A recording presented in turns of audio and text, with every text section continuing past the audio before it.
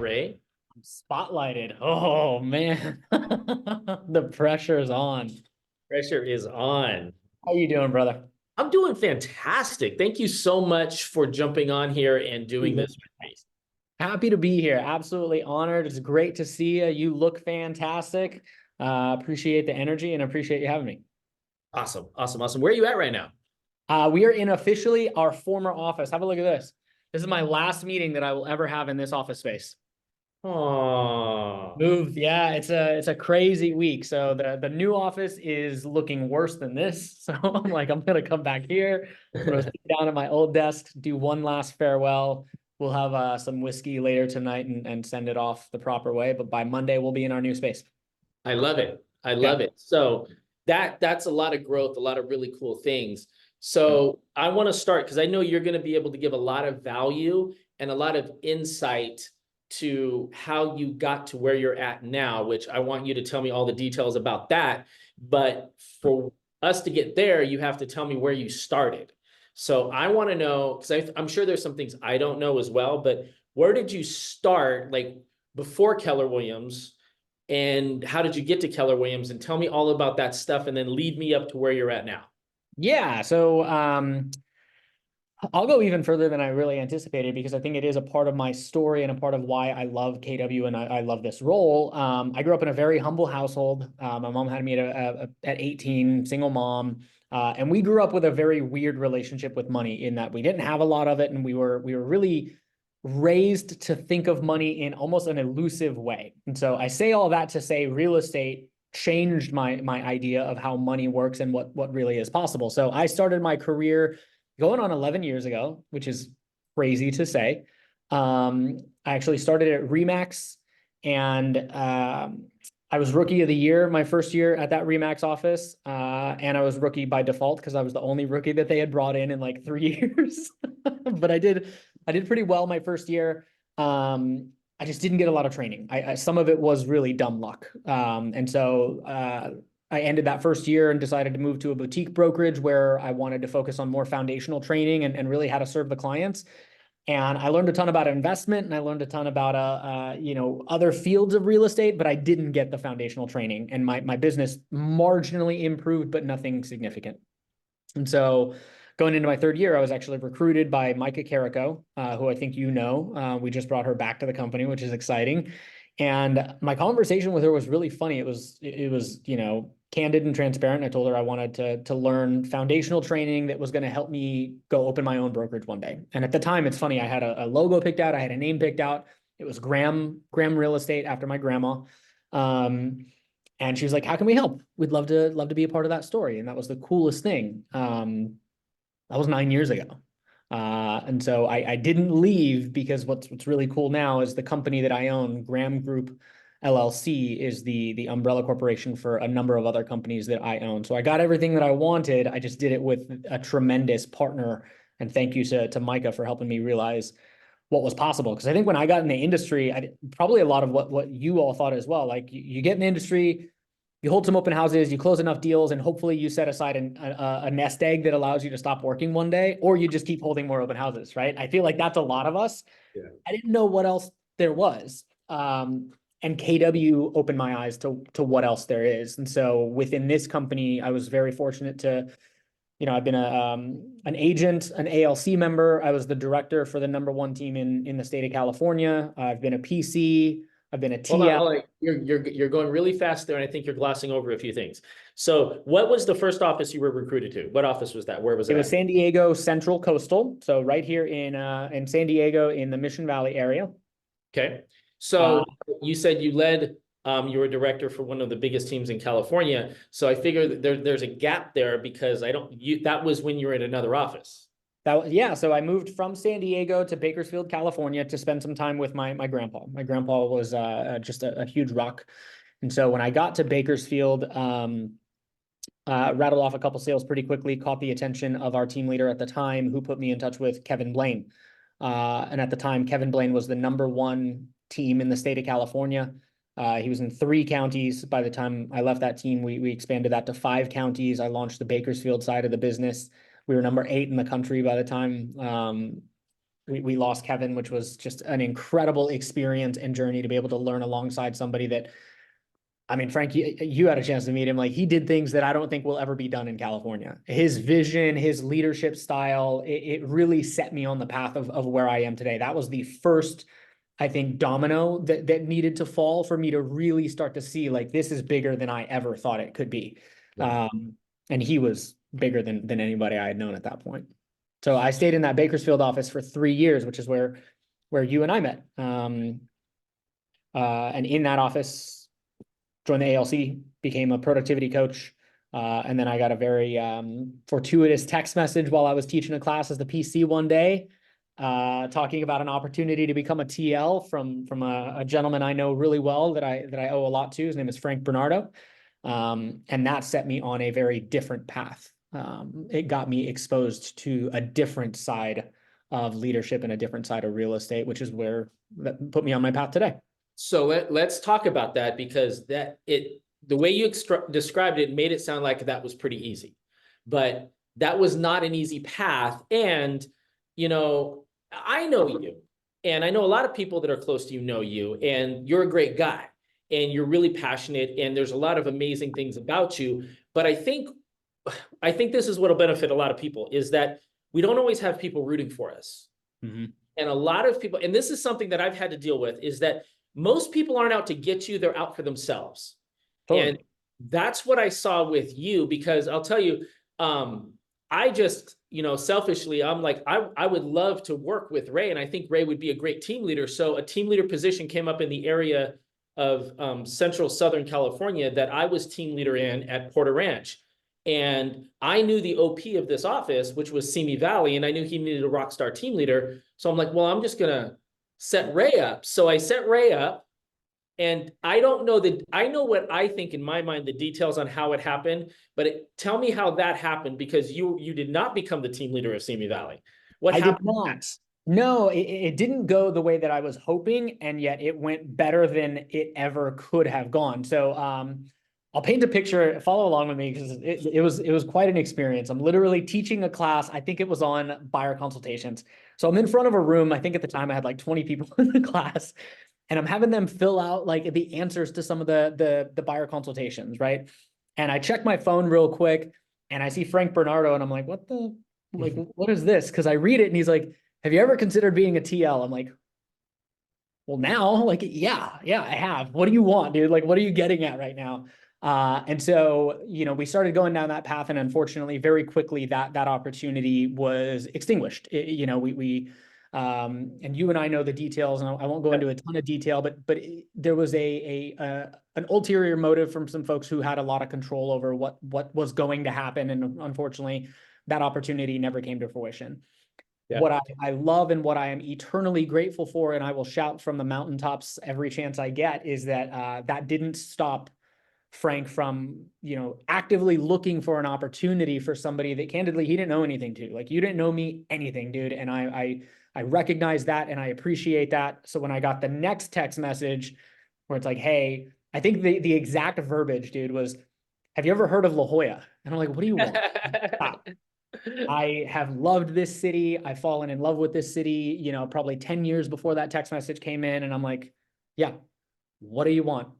Brian Payne is looking for a TL. And so that opportunity became the one that well, hold on. Let me clarify how this went, because I connected you with the OP of that office in Simi Valley, and then I kind of tried to orchestrate it to where it worked out, and it didn't work out. And I think that your office was, maybe in my mind, they didn't want to lose you as a PC, and because you were really good at what you did and you're a really great guy, and they're like, I don't want to lose this guy. That's what I believe happened in my head. I don't know the details, but I remember I followed up with the OP of that office. I'm like, hey, how did everything go with Ray, blah, blah, blah. And he just messaged me back, it didn't work out. And I was like, what do you mean it didn't work out? And so in my mind, in my little BB brain, I was like, F that. This dude's becoming a team leader. Forget that. And so I started looking around, and then I saw that my OP had a really good friend in La Jolla, and he needed a team leader. So I just reached out to him, and I'm like, hey, I've got the guy for you. Like, this is the guy. So I'm going to connect you to, and I'm going to do it in a different way to make sure that this works out. And so I made sure that I went to extra steps to connect you to. So I connected you to, and then I literally like let it go. And however, like whatever happened with the meeting with you and him, like it worked out. It was the coolest way that it transpired too, man. The first meeting was a phone call. The second one was a Zoom. And after the first meeting, I'm like, that was fun. That's probably as far as it goes, because it was just a call. And then we did the Zoom. I'm like, that was even more fun. It's probably as far as it goes. And then like we did another meeting, and I'm like, well, he's still talking to me. I don't know what's happening. And then he's like, you got to come down to San Diego. We got to meet in person. And I'm like, he wouldn't be doing that if like we weren't progressing, right? If he wasn't actually considering this. And so by the time I got here to San Diego for that first in-person meeting, I was like, holy cow, like this could actually happen. And then after I left that meeting, I'm like, I could do this. I something switched. I don't know what happened, but like I'm like, I can get this. So we're not going to mention names and leadership or anything like that, but you had leadership that said to you, you're not going to be good at the position, that you're not ready. They basically said that this is not a position for you. You're not a team leader. You're not ready. And you got told that. And first of all, that blew my mind, because I'm like, well, do they know the same guy? Do they know the same guy I know? Because, and then you went forward, and then you got an offer for the position. And then what happened from there?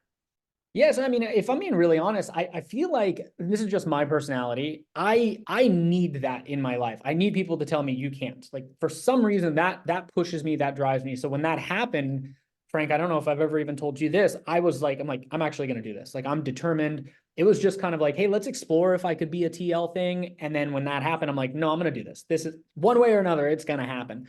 So from there, I had an opportunity to come back, to what I consider home. This is the city that I love, the place where I'm the best version of myself. I took over as a team leader at the end of 2019. Candidly, I fell on my face for 6 months. Probably should have been fired. A pandemic probably saved me. And the one thing that I knew I could do was show up every day and work my ass off. And I'm never the smartest guy in the room, certainly never the most privileged, but I will outwork almost everybody you put in front of me. And I think that's I think a lot of what Frank and I have in common, and I think what he maybe saw in me that made him so willing to put his neck out on the line. So I took the role, and it took me candidly a while to find my footing, but by the time we found our footing, we turned this office from ranked third to last in the Southern California region in profit to number 2 in profit, number 1 in net recruiting since I've been here. And we are one of the few offices that I know of really anywhere that just went from a pretty good sized space, about 7,000 square feet. We upgraded our space.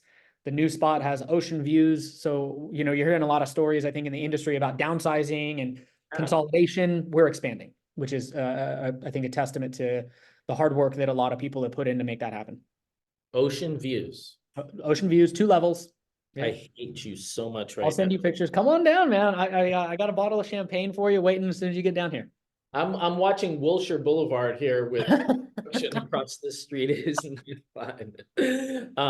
Different vibe. That's awesome. So you've done really, really great things. So you're team leader, you're crushing it, things are going well. What's going on now? Yeah, so I'm very privileged to have kind of followed in your footsteps.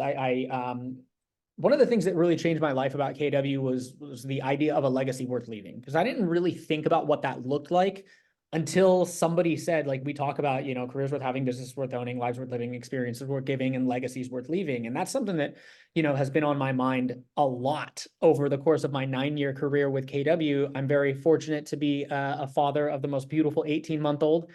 And so I've started thinking a lot about my legacy worth leaving. And the one thing that I want to make sure that I do with that legacy is be present. And so very, very happy to say that I officially, as of June 1, am no longer the team leader of Keller Williams La Jolla. I found an amazing replacement in the gal that I handpicked as our productivity coach, trained her up for a year. And just like you did, Frank, when the time came, I asked her, I was like, hey, what's next for you? Have you ever considered being a team leader? Because I think you would crush it. And so we started that transition probably middle February. I've worked alongside her for the last, 4 months, and I'll be here for about another 30 to 60 days consulting. And what's cool is, she was a PC for about a year, knocked that out of the park, exceeded every expectation. And I think I saw in her kind of similar to what you just articulated with me. She works, she cares, she's super passionate, and she had the talent to go grab this and run with it. And that's where we're at now. I have no doubt she's going to take the next chapter of La Jolla to new heights.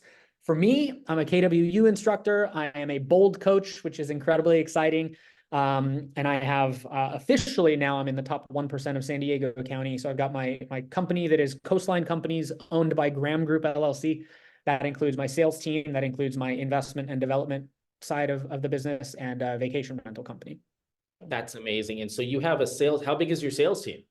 We have 5 agents right now. 5 agents right now. That's incredible. And Yeah. you had a baby, which is even more incredible. That's wild to think you're a father. That's freaking me out. I know, man. I still have to pinch myself. It's crazy. I think you were blessed with a little girl, because having another little Ray running around is just We're gonna try for number 2, so don't count yet, man. You might not be done with me. There might be another one running around the next 30, 40 years. So you just became a bold coach. So how does somebody become bold with Ray Frazier? With me, or are you talking about like the process of becoming a bold coach? Well, I mean, they have to contact Maps and say, I don't want to be a bold coach. But if they want you to be their bold coach, what's the steps? Yeah, just reach out if you wanted to bring bold to your market center. I'd love to schedule a consultation. And what I really take a lot of pride in is approaching bold from a unique perspective, because I've taken bold as an agent, I've taken bold as a rainmaker, and I've taken bold as a member of leadership. And those are 3 really different experiences, if I'm being totally honest with you. And so when I launch a bold, one thing that I take a lot of pride in is making sure that I'm launching a bold for our agents, for our rainmakers, and for leadership. So we have a philosophy of like bold made easy. How can we make it so easy and so powerful and so impactful on all 3 of those segments to go attend and launch a bold in your market center? On the leadership side, I can tell you, I had no idea when I was attending as an agent how much went into getting this off the ground. And Frank, I know you helped launch it, with Tulare in the Central Valley. I know you do it in Los Angeles. Like, dude, it's a lot of work. It's so hard. So hard. It's a lot. It's a lot. And so Jessica, my sister, who is actually my bold assistant, she and I have a whole package and a whole, at this point, it's a 180-point system on how to make bold easy. That's bringing in sponsorships, that's helping to find venue, that's, jumping into team meetings, teaching classes. For an agent, if you're interested in, making sure that you can take part in a bold, what we really focus on is the individualistic goals. I've been to plenty of seminars where they teach really general overviews of stuff. We try to make sure that bold feels almost like it's a one-on-one consultation in a group setting. And so we have you talk about that individual, career worth having, business worth owning, ultimately legacy worth living. And we try to make sure that it's tailor-made for the specific market. I'm from California, so I don't know if you guys have attended or been a part of bold. It always like just bothered me when they're like, okay, 20 units and you can make, $30,000. I'm like, not here. That's not the market that we operate in here in California. Yeah. So I try to tailor bold to the specific market that I'm in, because I can tell you it is different everywhere. That's awesome. All right, so let's go back to the team leader part, because we have team leaders on here and they're going to want to know about things. So when you're a team leader, like what were your main lead sources as a TL? Like where did you get your recruits from, and how did you find those people? I want to preface this by saying, as a team leader, I did what a lot of new agents do. I did what we teach a lot of people not to do, right? You get a new agent in and they're like, I want to do open houses. I want to do farming. I'm going to do FSBOs, expireds, social media, events, like all this stuff. And I'm like, that's awesome. Pick like 3.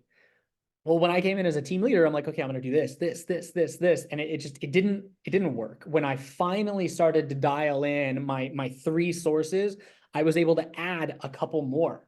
And so the things that really worked for me was online marketing and ads. And so we leaned heavily into Facebook and Instagram, just social media in general, as well as like your Indeed, your Monster, your job posting ads. That became a really good lever for us, to the point where I can basically guarantee a gross 5 just using that one lever. Like that was a lock. I could guarantee 5 a month anywhere, any city, by just utilizing online ads and social media presence.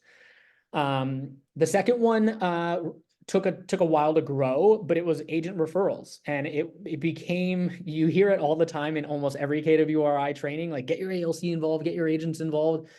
And it's certainly easier said than done. And yet when I got really purposeful about training my agents to take part in our growth, like it changed everything. It was really, really cool. And it was such a treat. And I never took it for granted, right? If an agent sent me a lead, I would treat it just like a hot listing lead. It was somebody saying, come sell my house.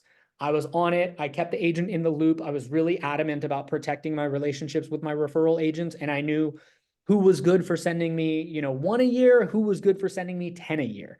And I made sure that I rewarded that and got really intentional with agent referrals. The third one, which became my bread and butter for capping R2 recruits, was co-op brokerages. And so we ended up last year leading the Southern California region in capping recruits. We brought in 16 cappers over. That doesn't count the team members. That doesn't count the R1s. Those are capping agents. And we added over $1 million in net GCI to our company from my recruiting efforts last year. So Incredible. I know we get a lot of new agents coming in every month. That's great. We really, tried to focus on bringing in capping dollar productive agents. And how we did it was by targeting co-ops. We would go in for me, it was every Monday. I would look at what deals closed the previous week, and I would reach out to the teams and the agents that we just closed deals with.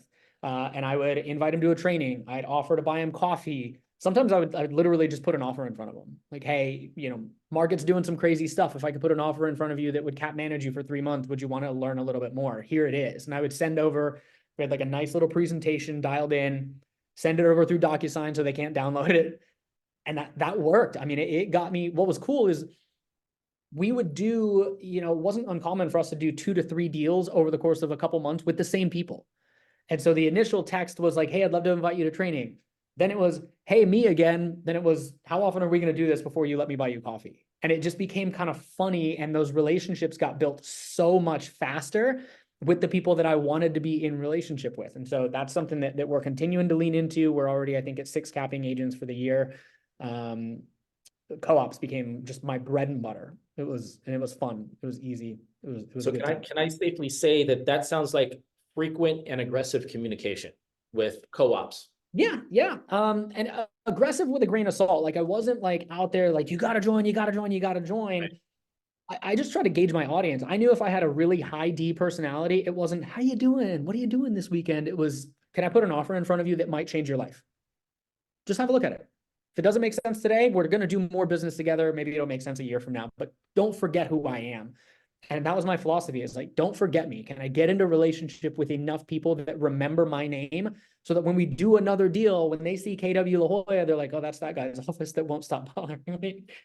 And it worked. I mean, it was cool because it never felt like I was bothering, I was pestering, because I made it where it was just comfortable, but I was aggressive. I without fail, I made sure I hit those co-ops. That's awesome. And I think Emily had something similar the last week when we had the call with Emily, which if you haven't seen that, that's an amazing video with Emily. She's recruited over 800 agents. She had a very similar thing to where she reached out to co-op agents and she did a lot of different things. So that feels like a trend. You're that, saying, if you got 2 of the top team leaders using the same thing, maybe it works. Yeah, Maybe exactly. there's something there. So who have you learned from to get to where you're at today? Like, where are your sources that you got the information? Because, it sounds like it was not an easy path. You had some obstacles. Who have you learned from? I will say, like, you could find information anywhere, right? Like, I feel like YouTube and Google has made life so easy when it comes to finding information. I've abided by a philosophy, and if you want to write this down, like, I think this is really powerful. Find yourself in rooms that you don't belong in. I don't look for information. I look for motivation. I want to be in rooms with people that are doing what I want to do, that have surpassed my level by leaps, right? And so one of the original people was you, right? I wanted to make sure that I literally would just go like sit in your office. And a lot of times we wouldn't talk about anything. We would just shoot shit, but it was just being in a room with somebody that was doing what I wanted to do, getting that energy. And Frank, and I've told this to everybody, I would watch the people that I wanted to emulate when they didn't know I was watching. And it was kind of creepy, but I would literally study, how do they handle certain things? How do they overcome certain obstacles? How do they keep that mindset? And so I would always look for opportunities to get in rooms with people that were doing what I wanted to do, whether it was you, Kevin Blaine, Brian Kane, Jason Abrams now, right? I'm always trying to make sure that I'm in room with people that motivate me, that keep me hungry, that keep me excited about the task at hand. Because what I love about this industry is, unless you're Ben Kinney, there's always more. There's always something new that you can be doing. I want to be in rooms with folks that are doing bigger stuff than I'm doing. I'm always looking for motivation. That's awesome. And I'm humbled the fact that my name is even whispered in the names of those other people that you just said. So I am not worthy for that, but I appreciate big that. part of it, man. I truly mean that. And a lot of it, Frank, like everybody in this room can probably attest to, like, mindset is huge in this role. If you're going to be a leader, it requires a different mindset. And I think when watching you, and I mean this, I'm not trying to like make sure that this is all like a Frank ass kissing session. Watching the confidence that you brought to that role gave me confidence. Like, and I mean that, like, it really was contagious seeing how you handled yourself, how you tackled, what were some pretty gnarly issues with a ton of poise, with a ton of grace, with a ton of energy. Like, nothing got you down. And that, I think, really taught me how I wanted to go lead. And so, being able to watch and observe and get myself in rooms with folks that were doing really incredible stuff, it's shaped who I am as a person. I mean that. That's awesome. I love it. That's awesome. So tell me, as a team leader that you're going to be stepping out of this position, what do you love about the position? Nothing. No. There's a lot. I think that the TL role, and forgive me for saying this, like, if this is off key, but like, I think the TL role is for a certain type of person. I really believe that. I think you have to be incredibly growth minded. You've got to be incredibly strong willed, and you kind of have to be pretty thick skinned. And so I wasn't necessarily all of those when I took over the role. So the thing that I love about this position is who I've become and what it's taught me about myself. I learned, that I have to constantly be learning new things. I have to be more learning based. There's so much that I don't know even, today. And that will be the same case a year from now. That'll be the same case 5 years from now. There's always so much more to learn and to know. I realize that I've got to be really passionate and convicted with the things that I'm putting my energy and time into. And if I'm not passionate and convicted in it, I can't do it. I just won't get the same results, and I won't have that same sense of fulfillment. And I had to learn to move past a lot of failures. I grew some thick skin, man, which was not who I was, whether it was an agent turning me down, whether it was, an idea that I had that fell flat. I had to really learn to get okay, dusting myself off and moving forward. So the thing I love about this role is who you can become if you let this role help shape you and mold you, because you will learn perseverance like you've never seen. You will learn different levels of success through others like you've never seen. I truly believe this role has allowed me to, I own 6 companies now, which is crazy to say. I couldn't do one without this seat. I learned how to lead. I learned how to manage people. I learned what money looks like. Like, everything that I have today is because I got a text from Frank Bernardo, and I had the guts to go sit down and take a role that challenged me in ways that I didn't think was possible. That is awesome. So what's the hardest part about being a TL for you? So many people say it's the recruiting, and for me, like, if you've been in the role a while, I think you understand what I mean when I say this. It's all of it. It's the juggle. It's like, you're running a business of umpteen number of challenges and hundreds of different personalities, right? It's the recruiting mixed with the events, mixed with the value, mixed with the internet went out. There's always something going on. That's also the most beautiful part about it, is like, no 2 days are the same. Yeah. I think the challenge, though, is knowing that there is constantly something going on that you have to be okay tackling. And my leadership style is, if it's involved in this office, it's involved with me. It lands at my feet. I take ownership of everything that happens. And that's a lot. That's a lot. That juggle is, it can be 7 days a week sometimes. And you've got to constantly remind yourself that you have to maintain a strong mindset, which I think lends to that. Hey, I'm looking for motivation constantly. Who can I get in a room with that picks me up on those weeks where I've had 4 agents say I'm leaving? Yeah. We have to have people in our corner that can keep us amped and excited to come back every day. Because the juggle, to me, I think, was the hardest job. And a lot of it is like, we care. We want to build a great office for our agents. We really do care about the well-being of everybody here, whether it's the leadership team, the ALC, the brand new recruit that you just brought in. And you can wear that sometimes.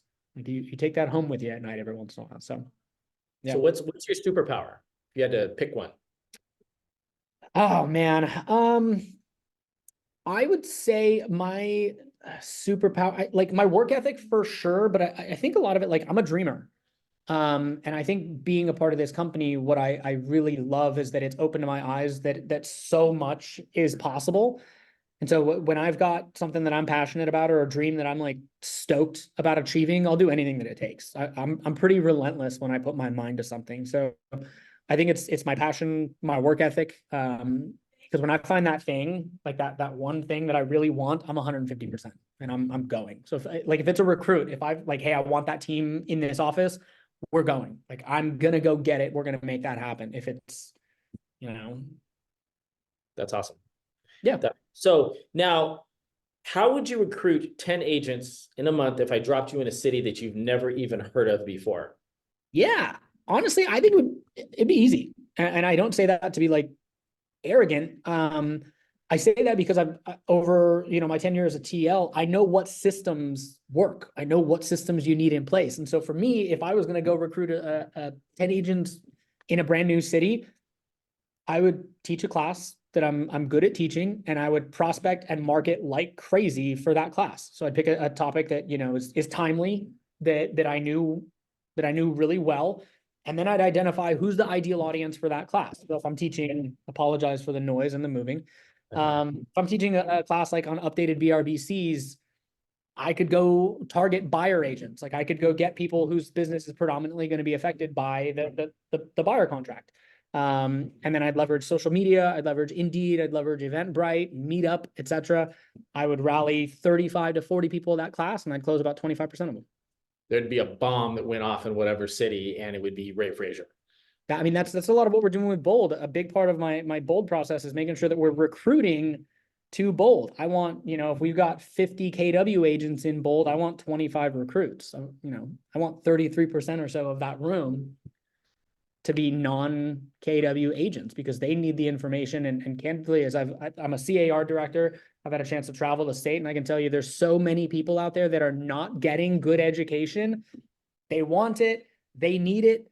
You could drop me in any city right now. I think in the US, I could teach a class and I could get 10 agents to join an office just by making sure that we're marketing that class to the right audience. That's awesome. So if anybody here has a question, drop it in the chat. I'm getting to the end of my questions, but I want to make sure if anybody has any questions that we can get them answered. So if you had a top agent that was a mega agent and you've never met them before, what would you do to recruit that person? I would take it slow. Like I would date. I have rarely, and it's happened, I'm not gonna say it doesn't happen, but it's more of an anomaly than not, where I get a top agent, a capping agent that is coming in, they're ready to sign that day. Like that usually isn't the way that it works. It could take, a couple weeks, it could take months, we just brought one in that I've literally been talking to for 2 years. It happens. And so for me, if I had to go recruit a top agent that I haven't met yet, I would understand this is going to be a process, and I would let that process play out naturally and organically by finding some common threads that open a door for a meeting. I don't necessarily look for that instant gratification anymore. We teach this in transactions. We can't control when people want to move. We can control where that we are when they decide that they're ready. And so everybody's got a different pain point, and everybody's got a different common thread that I can connect with and address. And so looking for that and figuring out how I can angle that to strengthen a relationship, that'd be how I go. So how many dating relationships can you put together and just start following up with? And it's funny because I use that analogy all the time. It's just like, if an agent doesn't join me, I'm like, listen, if you go to another office, that's great. I'm going to keep in touch with you because they're like, if I wanted to date you and you pick that other guy, like we're going to be best friends because I know that dude's going to screw up that relationship and I want to be right there. Yeah. That's the way I always look at it. So that's a great analogy. And I think that the mindset of instant gratification, I think that we've been ruined by that with our culture, to where like we have this expectation that we're going to get somebody very quickly when everybody has a process. We just have to figure out where they're at in the process. It's like selling a house, right? Nobody wakes up or wants to buy or sell. Like it's a process. You have to figure out where they're at in that process. I think the trick is it's a lot of what you said, right? And we picture the funnel, the sales funnel, and so many people are like, okay, you got to get stuff to come out of the other side of the funnel. I think the problem is, and I teach this, it's easier to like draw out. when you get one drop coming out of the funnel, people get so excited. Yeah. And yet that's never enough, because then you got to go find another way to get one drop all the way through the bottom of that funnel. If you had a funnel just gushing that is overflowing with leads coming in, you're not worried about the next drop. You're good. You're squared away. So I think the struggle is knowing that it's never instant gratification. And yet if you spend 3 to 6 months building a pipeline that is constantly feeding that funnel, you're not worried about one droplet. You never have to stress about leads coming in, appointments coming in, having your gross 10 every month. You just got to get that 3 to 6 months of consistent behavior, which is, hey, I'm going to feed the top of this funnel. And I know if I do that consistently over time, it's not one drop coming through. It's a rush of people coming through. Yeah. And it's funny you say that, because I'm working on a product right now to where, if you were still a TL, would you be interested in like a product that could give you 25 to 100 recruiting leads a month? Is that something that you'd be interested in?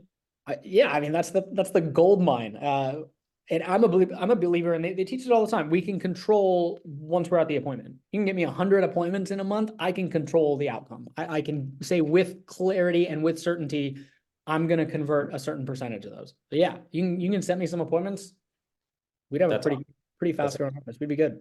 So as we wrap this up, I don't know if anybody has any questions right now, but I want to ask you. So there's a lot. So I'm looking at the company as a whole, and I've identified 300 to 400 offices that are not hitting 10 a month, and they're struggling, and they're having some trouble recruiting and bringing people on. Like, what advice would you give a team leader that's like on the struggle bus right now, that probably needs some really good advice to keep their attitude positive, to realize that, they're not dying this month, next month is going to happen, but if somebody's not recruiting 10 a month, they need help. What advice would you give to them? I'm going to say this like from my selfish perspective. Tina Price, right? Oh yeah, absolutely. Tina Price is a beast, icon in the Central Valley, number one agent as an individual for like 15, 20 years straight. Like, she is an absolute, like, incredible agent. Yeah. And so I think the thing to have, if you're on the struggle bus, like, perspective is really important. I remember interviewing Tina Price on a panel. There were like 4 or 5 agents. And I go to Tina Price, and I don't even remember the question, but I remember vividly staring at her when she gave me the answer.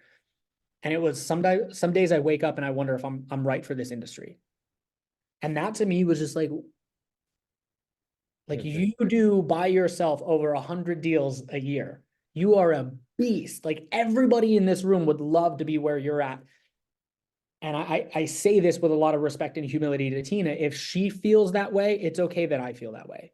Everybody has those moments. I think that what I've learned about myself, and I'm only going to speak for myself, is that we all ride that roller coaster, that mindset roller coaster.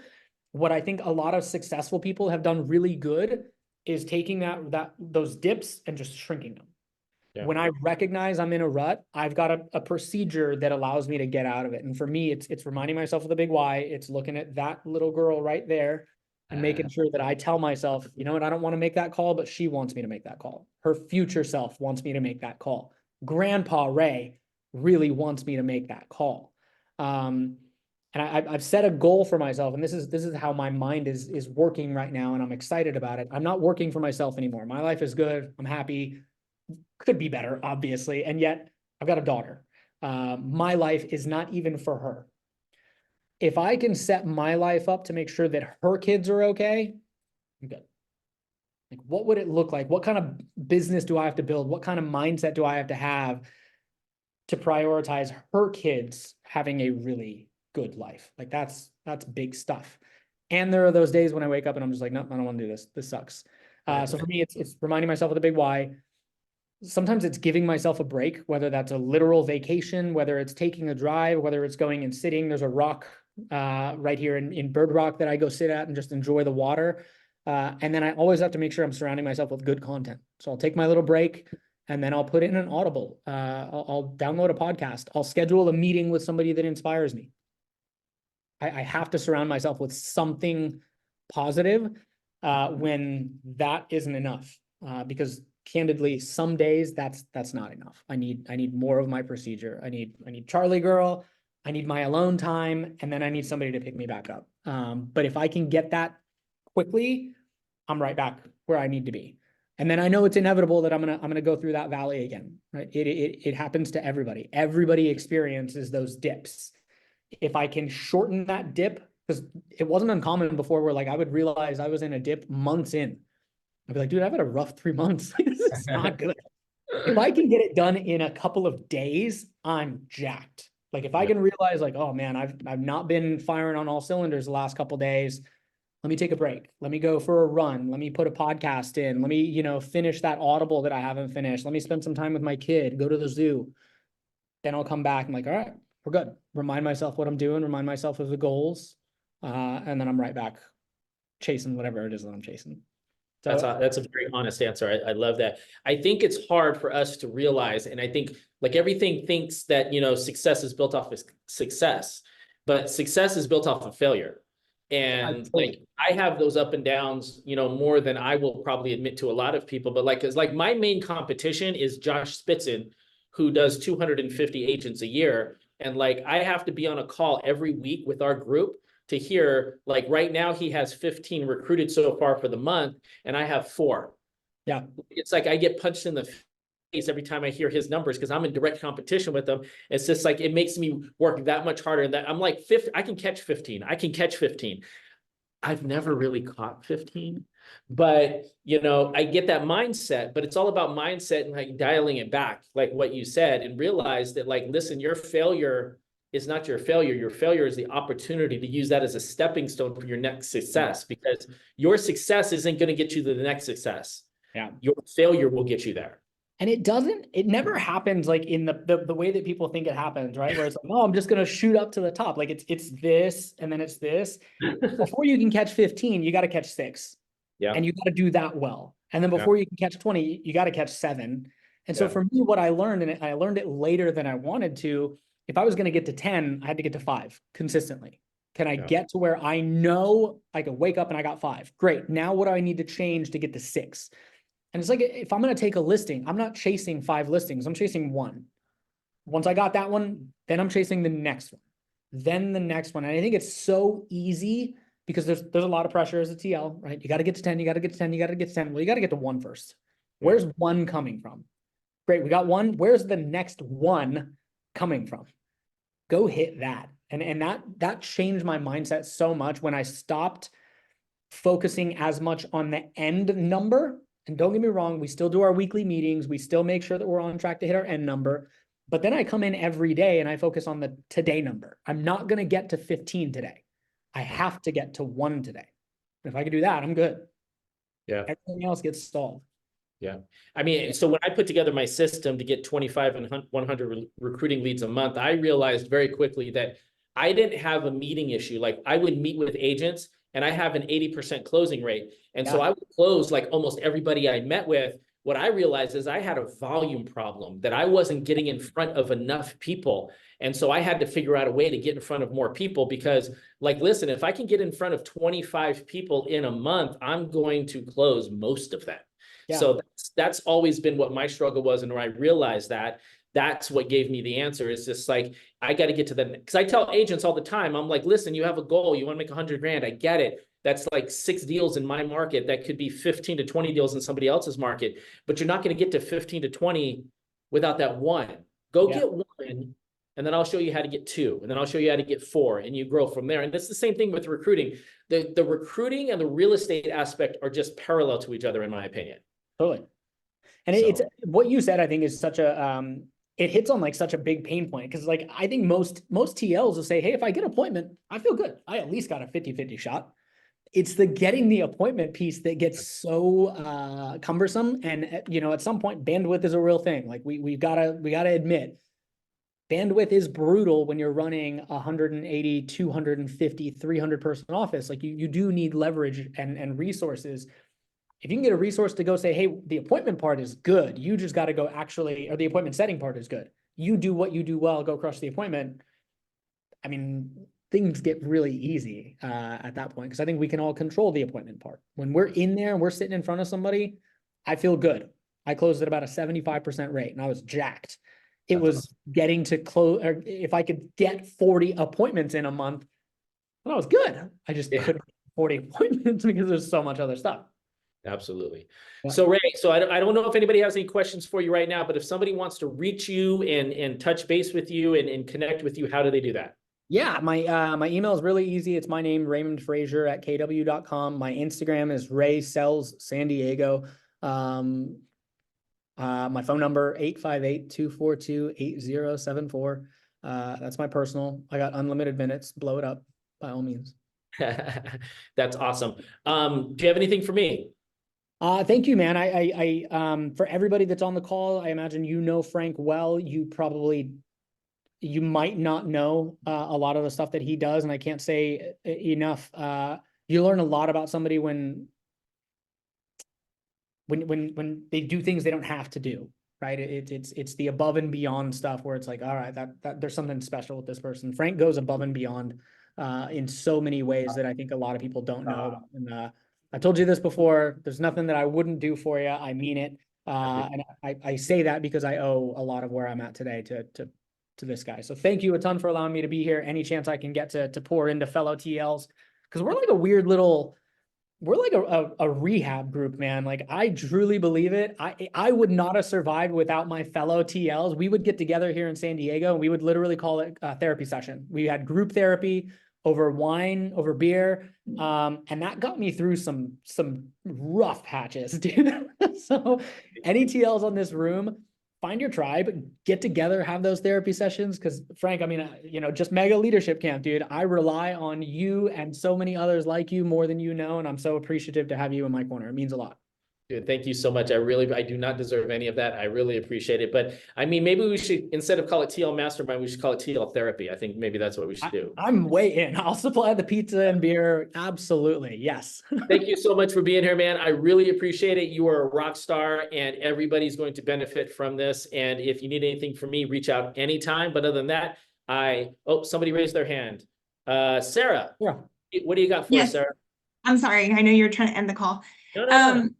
So how did you work through? So right now, currently my months I'll have 11 agents 1 month, for the next month, 10 agents 1 month, 5 agents the next month. And I do that every single month. And I've done it for the last 6 months. And it's frustrating. How would you move through and get out of that dipping end? It's a great question.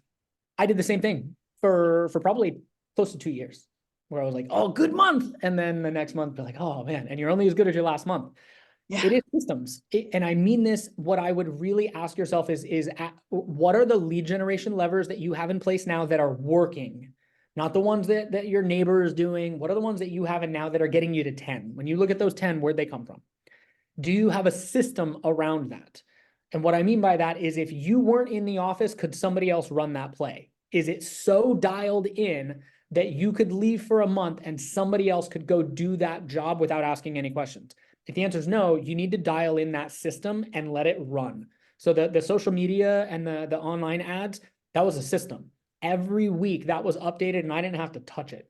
The co-ops, it became a system where every Monday I knew exactly what I had to do, and I got to where I had a list put in front of me. Here's who you got to hit. The agent referrals, as I went through my DTD2, and I would call my agents every week knowing, hey, how's business? How you doing? Who should we invite to our next mastermind? And so I systemized it in a way where I took a lot of guesswork out. I could guarantee my 5 coming from social media and ads. I could guarantee another 3 to 4 from agent referrals, and I could guarantee another 3 to 4 from my co-ops over the course of a month. Would you mind sharing those social media ads and the like what would you say, how you would call the co-ops and your agent referrals? Like, would you just be speaking to, hey guys, I want to help you build your downline, or like what would that script be? And could you share the social media ads? Yeah, so the social media ads, one thing that I will tell you, they change all the time. They were really market sensitive. And so whatever pain point was going on in the market at that time, or whatever we were doing at that time, that's the ad that we were running. So if we had a guest speaker come in, that was the ad. NAR has proven to be, what's the Frank, what's the phrase? Like, never let a catastrophe go to waste, or something like that. Yeah, that you're pretty close. I'll probably Something like mangle it. that. Never let a catastrophe go to waste. So anytime there was something crazy Crisis. going on, never let a crisis go to waste. I was leaning in. I'm like, people are losing their mind right now. How can I monopolize this in a way that I'm just dominating? So the ads were really market specific. The Indeed ads were not. They were the same every time. And what I will tell you is create an ad with emojis, with all caps that you would spot, because there's hundreds of them. What can you do to make it stand out? So instead of buyer's agent, call it something else. Instead of saying it's for the office, say it's for a top team.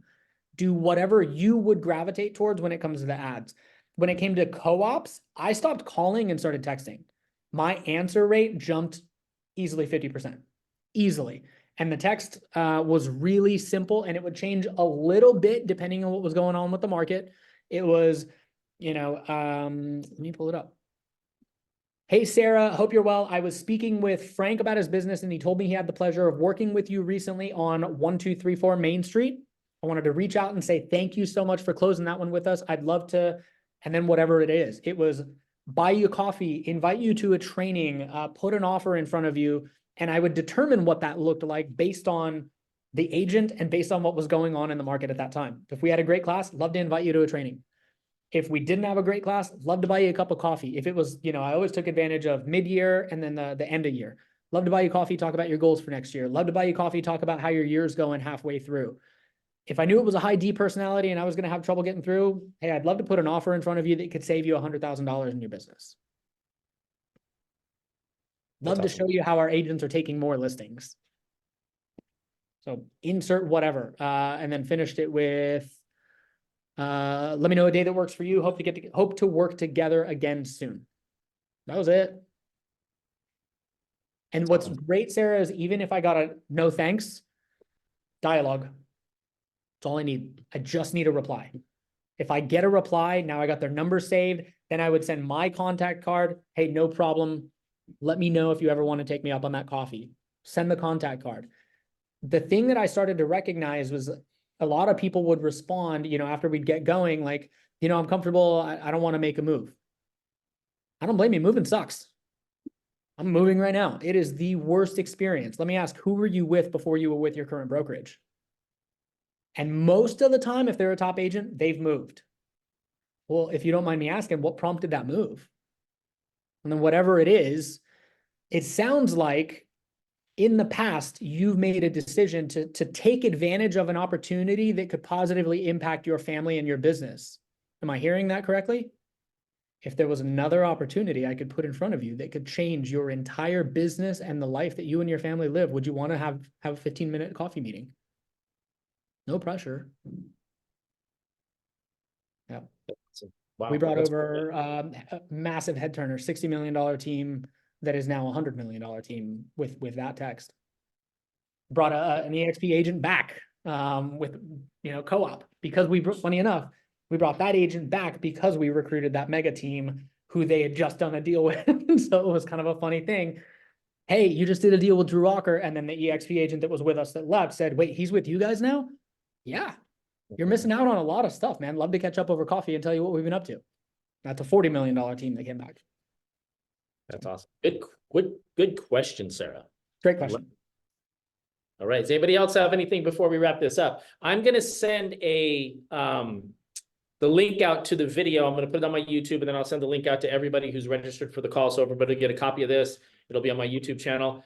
Feel free to reach out to me if you guys have any questions about this, or if you know of a TL you would like me to interview, or if you'd like to be interviewed, let's chat and see if that would work. But dude, thank you so much. This was amazing. It was better than I could ever imagine it being. And I really, really appreciate you with your time to do this for me. Thank you for giving me a little bit of time to hang out with you, man. It's always a pleasure getting to see you. I hope it's not too long before the next time we get to connect. Now I got to come out and look at the ocean view from your office. Please come on down, man. We'd love to have you. All right, guys. Have a great day. Have a great weekend, and we'll talk soon, man. Thank you. Thanks, guys. Appreciate y'all. Bye now. Bye.